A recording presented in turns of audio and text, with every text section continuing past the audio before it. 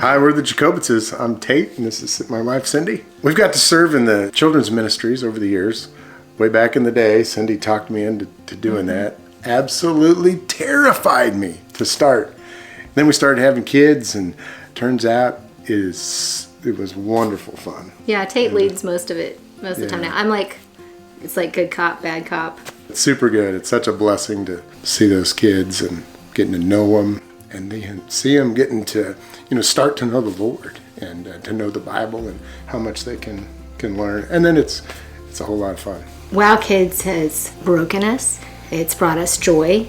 It's changed our hearts for good things. Like, He grows you while you're in there. They are learning, but we are learning too. Like, we get the opportunity to dig in at home before the lesson. It challenges us to grow deeper. So there's a whole lot of chaos back there, but getting to be part of what the Lord's doing can blow your mind. Probably most meaningful experience in WOW Kidz.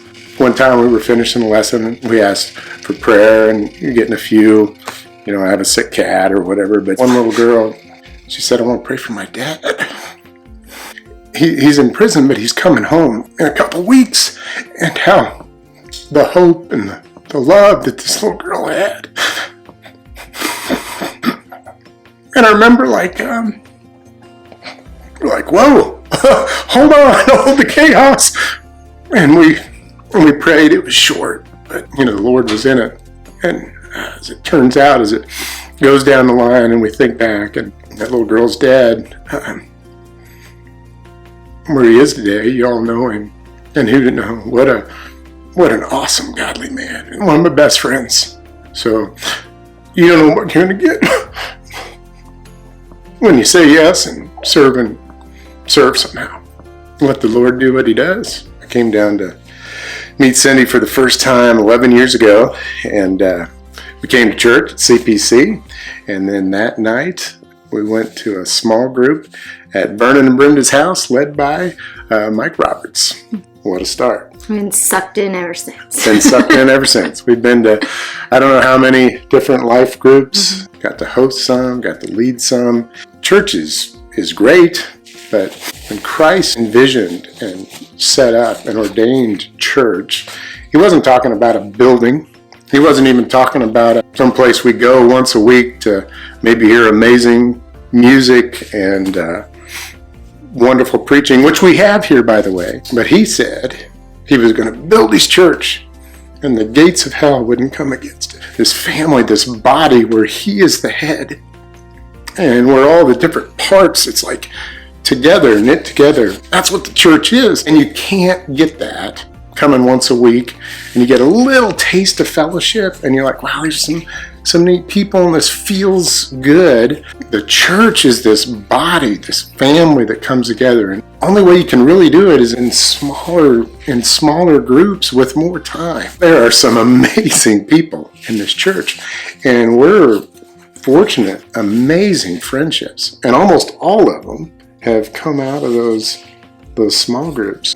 Study the Word together, to, as Wade says, living life together, to come together and pray. It's our closest friends. It's our family, and it's not necessarily by our blood, but united by His blood. So you're here at church, and you're interested. Something's got you here, and you're like getting a taste of it. Dive all in.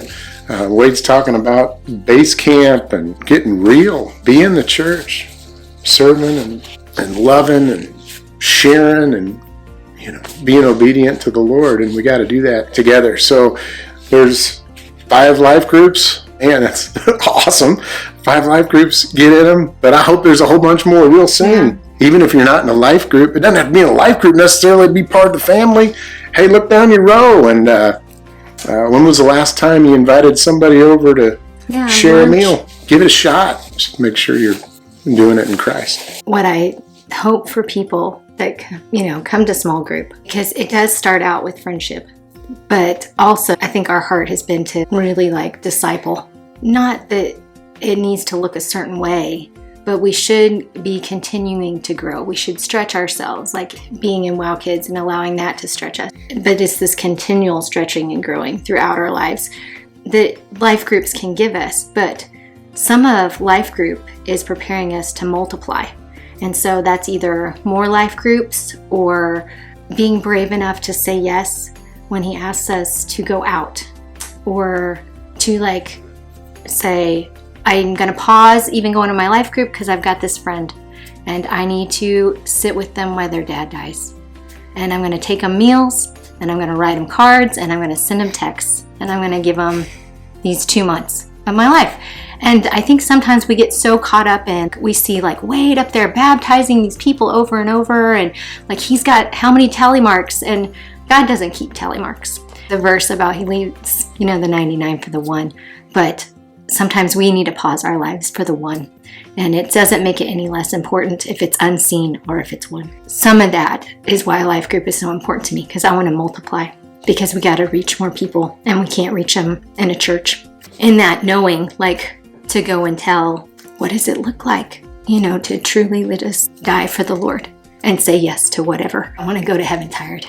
And I do. I think there's a place for rest. I really enjoy this beautiful earth. It hurts me to know that there's people dying and going to hell. Like, I believe the Lord. He is real to me. And I don't want a halfway cozy walk. I want people to know about him. It really breaks me to think that there's like Wade Woods, who is like rock star pastor. And he has family that's not saved, And then you've got Kaylin that we love, and she has family that's not saved. Just because you know the Lord doesn't mean that that everything's okay in your life or that things are all good. There's somebody that's supposed to reach Wade's family too, and there's somebody that's supposed to reach Kaylin's, and it may not be them. So it could be you. Jesus calls us to serve. John 3:16 says, for God so loved, but he gave. That's his heart, is to give and to serve. And so to encourage other people in life group we're here refreshing ourselves, but it's to go out so that we can love and that we can give and that we can serve. We want to look like him. What did Jesus look like? People that are maybe kind of just new to church or checking it out are ready to really move forward in their relationship with the Lord and in their belonging in the church. You got to step in. And man, I promise you are invited. You're invited to ours. Any one of these groups, come. Step in, get going. Our heart would just be that. I love that one-on-one, like getting to love on people that maybe think that they don't belong, or that they're an outsider, or they're just new to this. One of the things I think that's great about life group is you can bring your friend. So like maybe you've started church, but your friend's like, I'm not going to church. They can come to my living room and eat snacks and enjoy and laugh and joke. And if you think, well, I may feel a little bit weird, everybody does the first time. So we're all weird. Yeah, dive in. Time is short. How much time is on this clock that's left? And what are you doing with your life? And what are you doing for the Lord? This is a great way to get in.